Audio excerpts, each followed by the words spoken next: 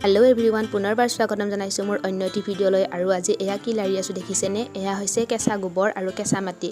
পানীত বাৰু এনেকৈ এইখিনি মিলাই থকাৰ কাৰণটো গম পাইছেনে আপোনালোকে? নিশ্চয় গম পাইছে নহয় জানো? ঘৰ মচিবৰ কাৰণেহে এনেকৈ মিলাই আছোঁ। ঘৰটো পুৰণাই হওক ভগা চিঙাই হওক, এনেকৈ যদি মচি কাচি চাফ চিকুণ পৰিষ্কাৰ কৰি ৰাখিব পৰা যায় মনটো এনেই ভাল লাগে নহয় জানো? সদায় চাফ চিকুণ কৰি থাকিব লাগে। আৰু এইফালে মই এতিয়া লেচাখন লৈ মচাত লাগি গ'লোঁ। লেচাখন পিছে কিহৰ গম পাইছেনে নাই?